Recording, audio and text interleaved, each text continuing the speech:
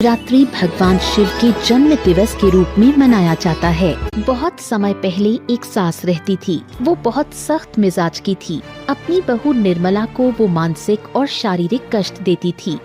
एक बार शिवरात्रि का पर्व आया। गांव में सब लोग सज संवर कर पकवान बनाकर भोलेनाथ के मंदिर जा रहे थे। निर्मला भी भोलेनाथ की भक्त थी। उसने भी उस दिन शिवरात्रि का व्रत रखा था। वो भी उनके साथ मंदिर जाना चाहती थी। वो भी तैयार होने लगी। जब वो अनुमति लेने सास के पास गई तो सास ने कहा, तू कहाँ जा रही है? बहू ने कहा, माँ जी, मैं शिवलिंग पर दूध चढ़ाने मंदिर जा रही हूँ, क्योंकि आज शिवरात्रि है। सास बोली, मंदिर जाना छोड़कर खेतों पर जा। सारे पक्षी फसल बर्बाद कर रहे हैं। क्या तेरे भगवान तेरा पेट भरेंगे? बहू सास की आज्ञा नहीं टाल सकी। वो खेत पर जाने लगी। रास्ते में पड़ोसी को मंदिर जाते देखकर वो दुखी हो गई। वो खेत में जाकर रोने लगी। अपने भक्त की इस दशा को शंकर भगवान और माता पार्वती कैलाश पर्वत से देख रहे थे। माता पार्वती से उसकी पीड़ा देखी नहीं गई।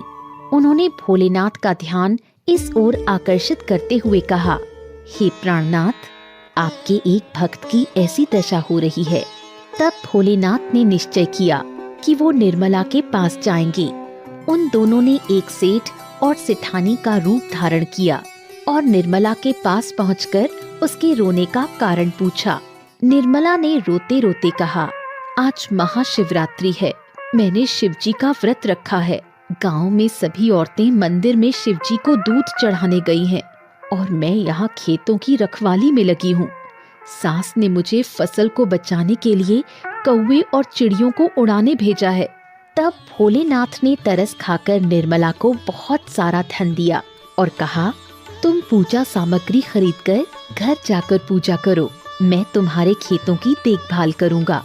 बहू ने प्रसन्न होकर जल्दी जल्दी पूजा की सामग्री ली और घर की ओर चल दी। सास ने उसे देखकर पूछा, बहू, तू तो खेतों में गई थी, वापस कैसे आ गई? तब बहू ने सरल मन से सेठ वाली बात सास को बता दी। सास दौड़कर खेत में गई। वहाँ उसने देखा खेत में फसल की जगह हीरे मोती जड़े हुए हैं। सास ने वापस आकर बहू से पूछा, ये कैसे संभव हुआ? बहू बोली, सासू माँ, ये सब भोलेनाथ की कृपा है। ये सुनकर सास ने निश्चय किया कि वो भी शिवरात्रि का व्रत करेगी। अगले वर्ष जब शिवरात्रि आई तो सास खेतों में पहुंची और जोर जोर से रोने का नाटक किया। भगवान शिव पार्वती फिर से सेठ सेठानी का वेश धारण कर खेत में आए और बुढ़िया से रोने का कारण पूछा। सास बोली, मैंने आज व्रत रखा है, पर मेरी बहू बहुत दुष्ट है। उसने मुझे खेतों की पहरेदारी के लिए भेज दिया है।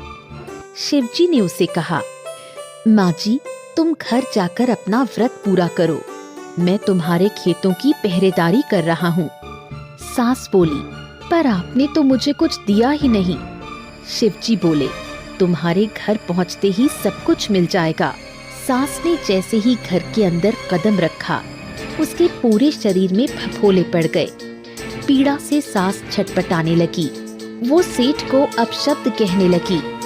तभी भोलेनाथ और पार्वती वहाँ प्रकट हुए और सास से बोले, तुम्हें हम पर बिल्कुल श्रद्धा नहीं है। तूने लालच में आकर मेरा व्रत किया था, इसलिए तुझे ऐसा फल मिला। पर तेरी बहू तो मेरी परम भक्त है। उसने सच्ची श्रद्धा से मेरा व्रत रखा था। ये सुनते ही दोनों सास बहू भोलेनाथ के आगे हाथ जोड़कर खड़ी हो गईं। बहू ने विनती करते हुए कहा, हे भोलेनाथ, मेरी सास को क्षमा कर दीजिए। उन्हें इस पीड़ा से मुक्त कीजिए। बहू की भक्ति से प्रसन्न होकर भोलेनाथ ने सास को माफ कर दिया। उसके शरीर के फफोले ठीक हो गए।